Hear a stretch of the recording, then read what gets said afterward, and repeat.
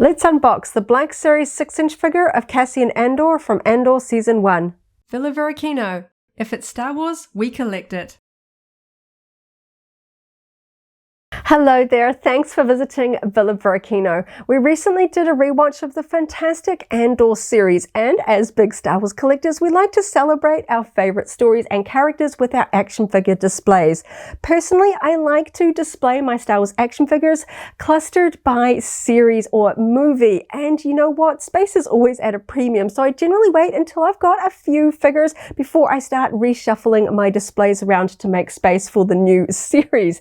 And I was kind of waiting for more figures from the Andor series, but after that rewatch, I think I'm done waiting because Hasbro has been a little bit slow with the Andor series figure releases, and I really want to celebrate this fantastic series on my action figure shelf. So I recently opened up the fantastic Black Series 6-inch Luthen Rail figure. That one was really cool, and today I'm going to be opening up Cassian Andor himself. This looks fantastic and I can't wait to open it up. So thank you so much for hanging out with me today. Coming up really soon, I'll get the figure out of the plastic-free packaging so we can finally see the figure and all of the accessories inside. But first, let's take one last look at the packaging. Many of the Black Series 6-inch figures from the Andor series were released during the thankfully short-lived plastic-free packaging era that Hasbro experimented with.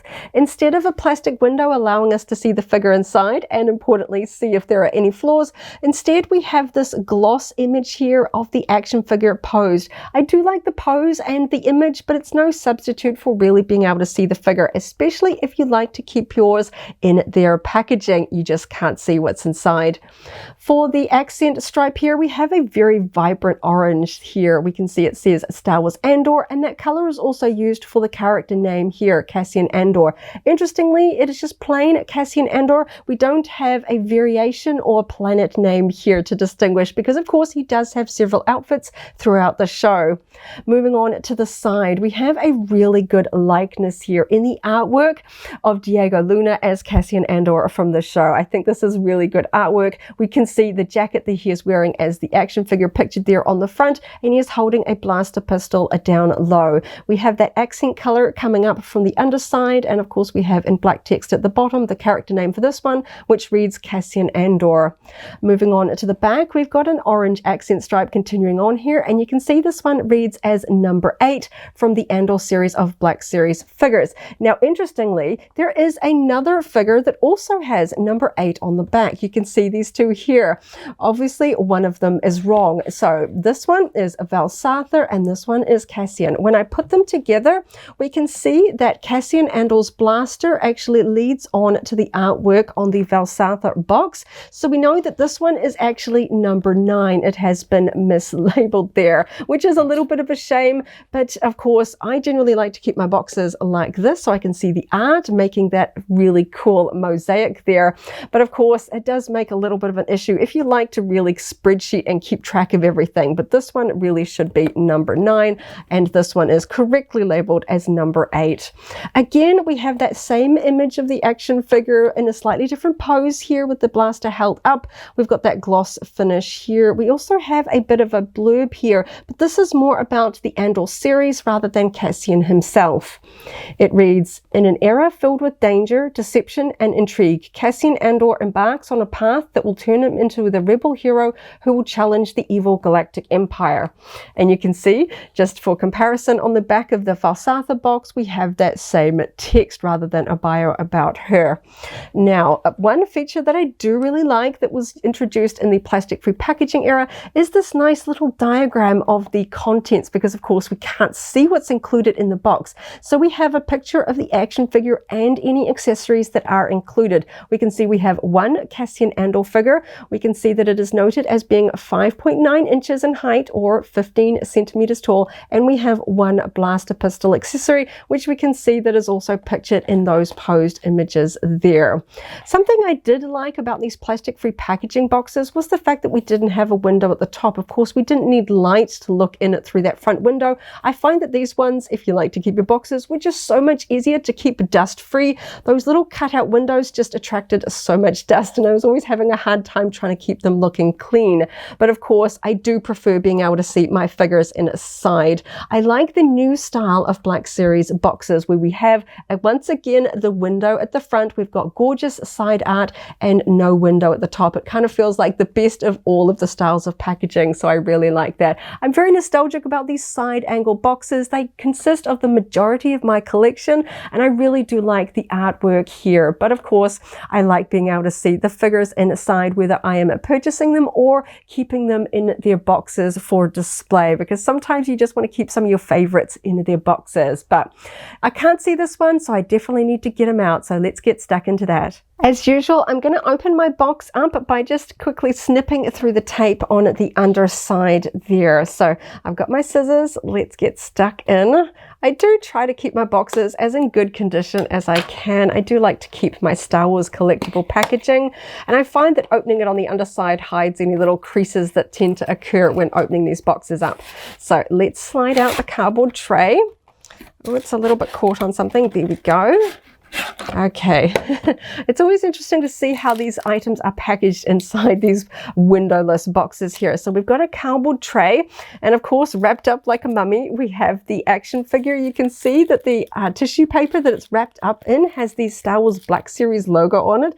An interesting little detail there. And we also have a paper envelope containing the accessories, which for this one is one singular little blaster pistol there. So let's get the Cassian figure out. I might just be able to pull it out of these little cardboard straps here. Yep, he slides out nicely there. Okay, so let's unwrap him. There we go. Okay, so this is my first look at the figure. Okay, so he's actually kind of straight. Sometimes when you get them out of those windowless boxes, they're all a bit, you know, sort of twisted in that because they're not sort of arranged to fit very neatly in those plastic trays. But he's actually fairly straight. Just a little bit of a wonk here with those ankles. Of course, I'm going to have to straighten him out just a little bit to stand him up, but he looks really cool. Some really nice detail. Really cool. I'm going to have so much fun going through all of the details of his costume here. Okay, but very quickly, let's just open up that little accessory packet here as well. You can see that. These ones are always easy to open. There's usually a little spot here where we can just tear that open. But anywhere is good because it's just paper. And here we've got his little blaster pistol. That looks really nice. It's very flat. You can kind of see the little cross section there. It's a very flat blaster. We've got some really nice detail. I'm going to have fun posing him with his blaster pistol shortly.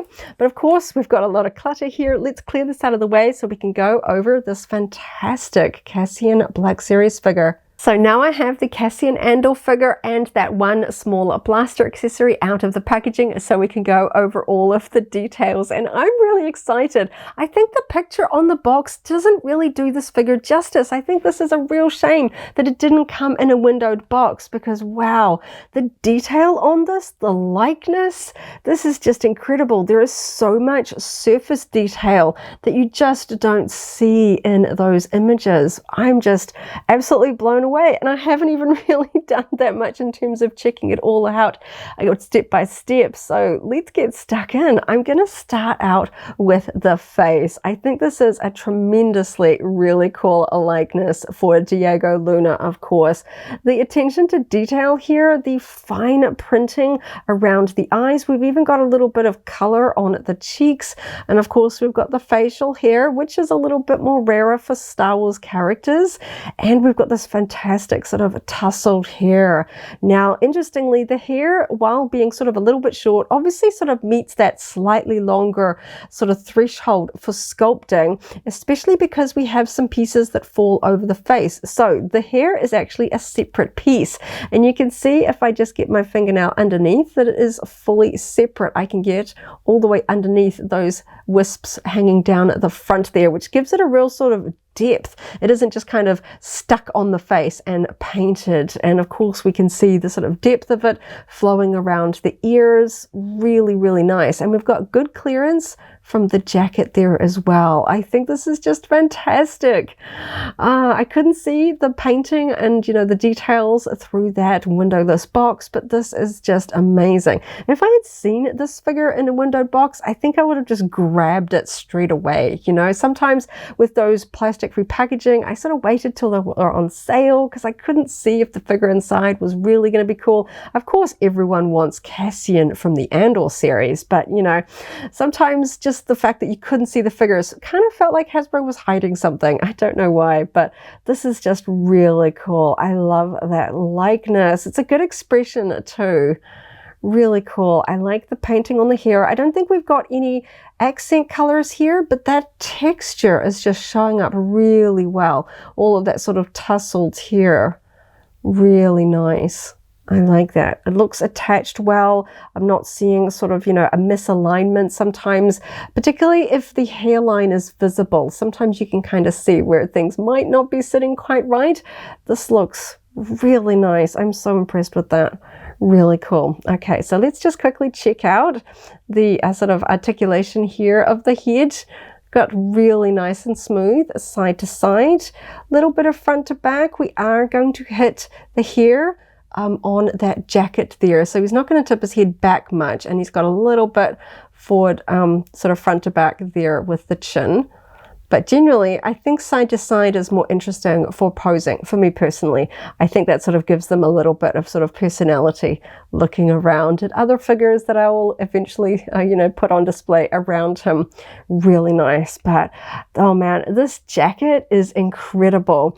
I was thinking that, you know, a lot of the older Star Wars characters, especially in the original trilogy era, they weren't very layered. A lot of the costumes, when I think about sort of Luke and stuff like that, they were very flat and simple, especially when you think about how they were translated into those vintage Kenner figures. They were so stylized and simple, and just looking at the sheer amount of layers and details on this costume, it is incredible to think back how far we've come in terms of Star Wars action figures. So we can see that we have a sort of a gray undershirt here, then we have a blue shirt, then we have sort of a jacket or a vest in green, and then we have this overcoat here as well.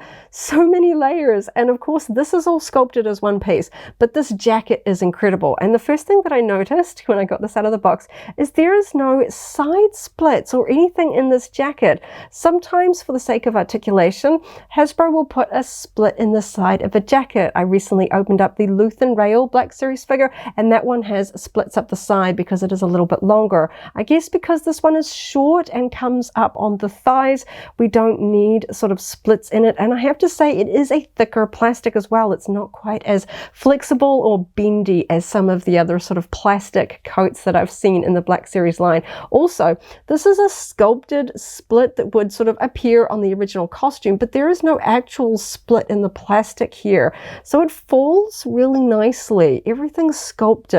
And I don't know how well I can show you, but it's really incredible, the surface texture here. We have all of these little stitched lines replicating the design of the original costume, and the surface makes it look like leather. It's just incredible. I'm hoping you can see that. It looks really cool. And of course, we've got a two-tone design here as well. We've got this sort of richer chocolate brown, and then we've got this kind of a brown that's kind of got a bit of a green undertone to it. It's a bit darker, which just gives an incredible amount of detail all over it. We've got this hood here.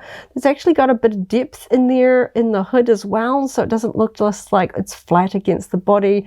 Really nice. I'm just absolutely just thrilled with this, you know, when you can't see the figures inside. You know, it can be a mixed bag sometimes, but I'm really just absolutely stunned with all of the surface detail and the texture. We've got these little buckle details around the open collar here that looks really nice. I like the way that it sort of falls across the shoulders away from the face. Just feels really nice. Of course, we've got flat pocket details here. You're not going to be able to put anything in those there. And of course, we've got a really nice fit. You know, sometimes when I think back to some older Star Wars figures, when we did coats, of course, the plastic is sculpted as part of the arms, and then these parts are kind of assembled on. So we've got this gap around the sleeves. And sometimes in some of the older Star Wars figures, there was a significant gap. But nowadays, everything is so tight. I can't see the colors or the details of the, you know, sort of sections there. I can just make out a little bit on this side, but that's a really nice tight gap because, of course, we want the sleeves to look like they are attached to this, even though we know they are actually two different components here for the assembly of the action figure. So I really like how tightly and snug everything looks together. And we've got a really good match for color and texture because, of course, this is the hard plastic used to create the arms, and this is slightly different because we've got a flex here. So two different plastics, but this is a really good match in terms of just the overall tone, texture, details. That looks really, really cool. And I like the ripples that Hasbro puts in their modern sculpting that makes everything just look a little bit sort of creased. It just gives a sense of scale. Because, of course, you know, real world clothing does have creases and wrinkles and things like that. And I like the fact that they've really brought all of that in, you know, around the hood and stuff like that. And, of course, down the sleeves. It really does look like a full-size jacket shrunken down. It's just really cool. Okay, so let's just quickly check out the details underneath. So, of course, this is plastic. We've got a little bit of flex here. I'm not going to really stress it too much, but I just want to show the sort of jacket detail under here. So, of course, without being able to see the original costume, I don't know if this green part does actually continue down the sleeves. We don't really get too much of a view in here with the sort of outer coat here, but we can see that for the sculpting purposes of the action figure, it does stop here at the shoulders, and then we've got the sort of green jacket or tunic part here over the blue shirt and the grey undershirt. There are so many colors, really gives an interesting depth to the costume, so many details. That's really nice. We've got really tidy paint job here as well because, of course, we've got lots of layers. We want to make sure that everything's painted well and isn't overlapping the sculpting. So everything looks like that's really tidy and following the design lines there. And we can see that we've got a brown belt here, which would, of course, be leather on set. We've got gold buckle details there. Again, everything looks painted really nice. We've perhaps got just the tiniest misalignment of this gold here. You can just see that it is a little bit more of an angle than where the paint is. You can just see the gold paint's gone over the edge. But when I'm looking at a distance, I can't see that. I'm looking at the gold detail. Really, really nice. And we can just see a little bit of sort of some detail there that he's got slung sort of different tools.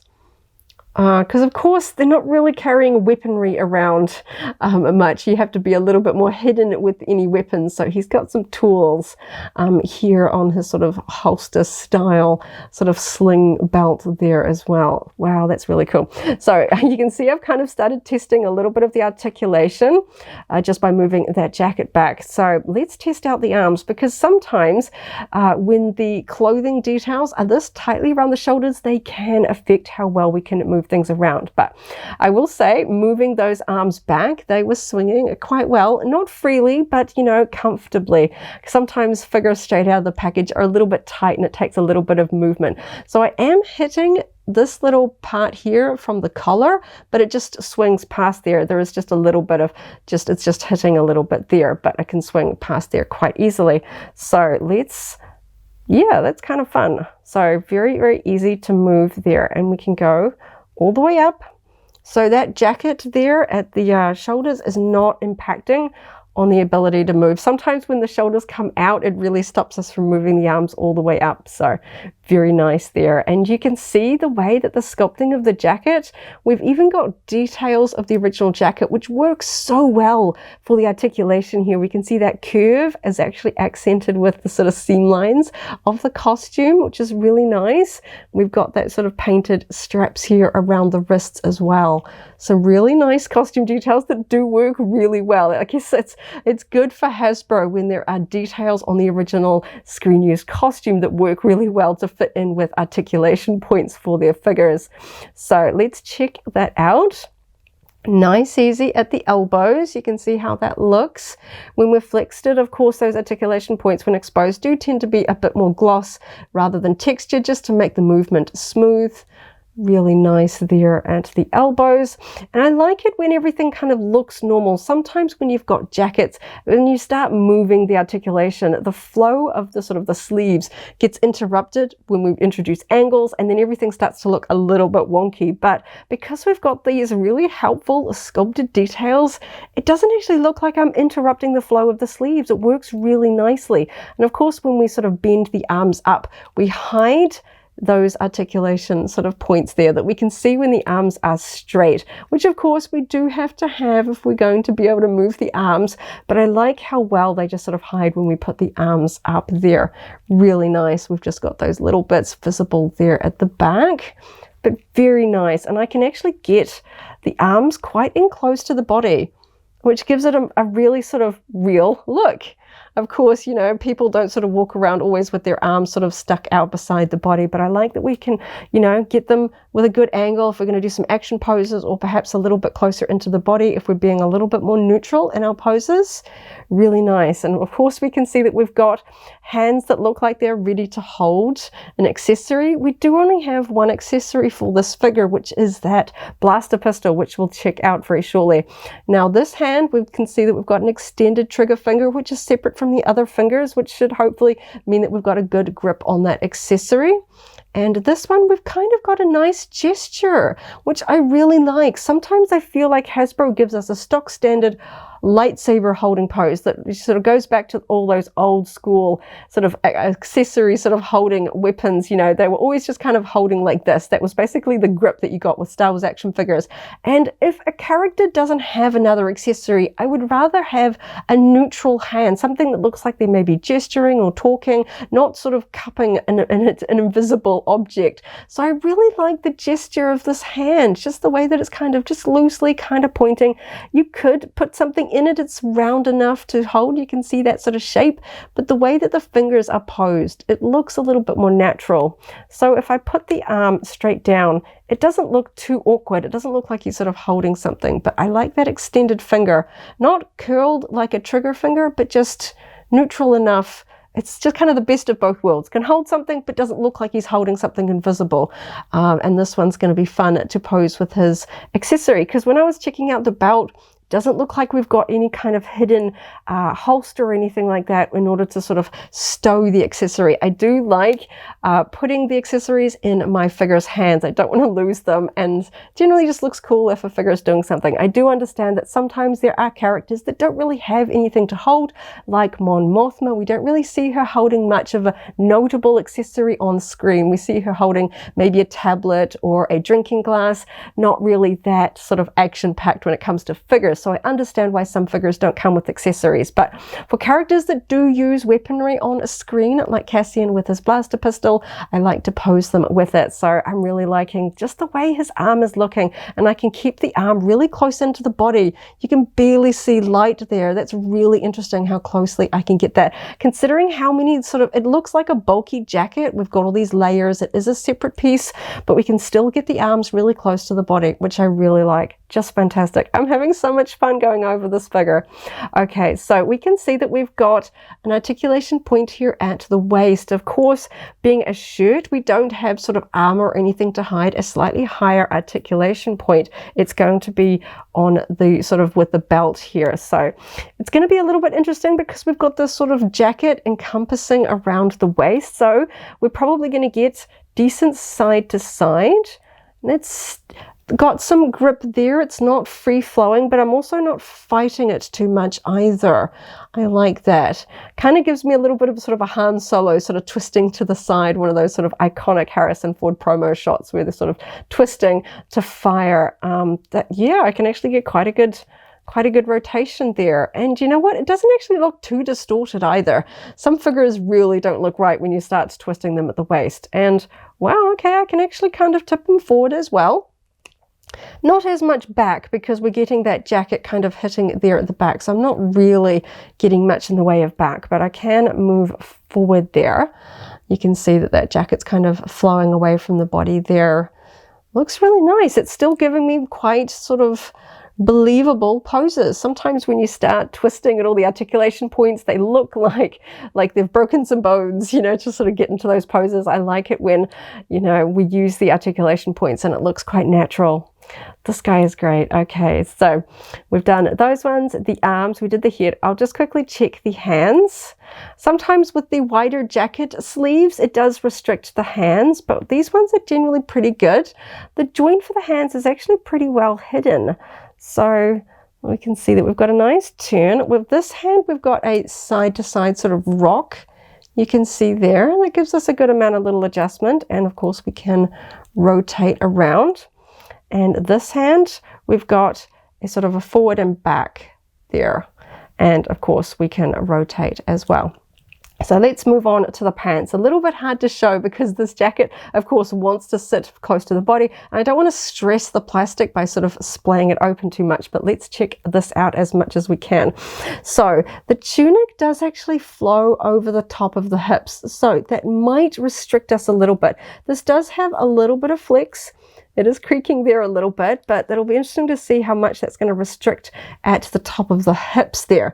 But I can see that we have that articulation line almost hidden here. You can just kind of see it peeking out the side, where we're going to be able to swivel the pants there. And we can see we've got some really cool pocket sculpting here and some deep sort of creases here for the flow of the pants. Some really nice details. We can see that we've even got some texture there that would be sewn on the original costume that they have included there in the detail. Personally, for me, I like it when the sculpted detail all lines up. You can kind of see if you start to swing it around, we get these lines a little bit out of alignment. And I like it when everything kind of looks like it's flowing together realistically. So I'm probably not going to be swiveling too much, but sometimes it really helps, particularly if you've got a figure that just needs a little bit more help standing up straight. And I really like the detail on those pouches there. Really, really cool. So much going on with this costume. So let's test the forward. Oh yeah, we're not getting much in the way of a forward kick. Okay, we can, oh, it's kind of pulling. I can get to about there. That was a little bit higher than I thought, but I feel like I'm really sort of pushing against here. He does hold this pose. It's not a complete sort of kick. Sometimes you can kind of push up and then as soon as you let go, the plastic sort of pushes the leg back down. I can get that there, but it is really fighting against this because this inner tunic doesn't have splits down the side either. So this is restricting a little bit. Let's check out the other side. Okay, this one's not as bad. I can get a little bit higher there. You can see how that sort of inner tunic is bending a little bit to flow across the thigh. But to be honest, this one is a little bit higher and that's good. You do have that option there. I was just, yeah, this one is stiff. I'm definitely having to really push to get that one up to that point. So probably not going to be doing a lot of that. I know that is really helpful if you want to get some adventurous poses, but I shy away from poses that will potentially kind of pull the plastic sort of away from its natural form. I don't want to sort of permanently bend a piece of plastic on my figures in sort of a way that may crease it. I know over time, you know, it kind of distorts it, but for, you know, those really cool toy photography shots, or you just want to sort of really test out some cool poses and then change them up. Personally, I don't actually change up the poses of my action figures that often. So I find a pose I like and then they generally stay like that. So I try and find poses that aren't going to sort of twist the plastic so that I can't put them back in a neutral pose later. I am loving the costume detail on this. Of course, that is, you know, in large part thanks to the fantastic costume designers that worked on the show. There is so much going on. You can see the replication of all of the stitching details. We've got this ribbed section in behind the knee. We've got these sort of wider pleats across the knee. We've got the section here across the front. So many different sections. And then, of course, we've got almost a black or very, very dark green. I think this is a dark green for this and the boots here. Really cool. And of course, we've got these sort of wide sections here at the knee. So let's check out that knee articulation. Now, knees tend to be quite stiff, I find, on my Black Series figures when I get them out of the box. So let's see if I can get this. Oh, he's very stiff. Very stiff. Okay. Pretty good bend there on the knee. Looks pretty natural. It's kind of hitting that point. It's not really, for me, going to go up any higher. Very stiff, but gets there. Very nice. We can see that, of course, we do expose those shiny joins there at the front, but that's a pretty cool looking pose, really. So let's test out his ankles. So we can get a little bit more of sort of a running pose there. The ankles are a little bit stiff, but of course, he's fresh out of the box. They do tend to loosen up a little bit once you've sort of moved them around a little bit. Very nice. Okay, let's just test out the other. Oh, that's so stiff. That was quite a click. Okay, this one, oh, this one's a little bit smoother. Still very tight though. Okay, so pretty much the same kind of height there. And let's test out, that ankle's a little bit easier. So the sort of the heel cap on the boot is going to hit the back of the leg there. So that's about as pointed as that particular one is going to get, but that's still a good point. I'm not worried about that not going quite as far as some other figures. Some of them you can really point the toes around because of the details on the boots. But let's check out these boots. Now, they have so much detail.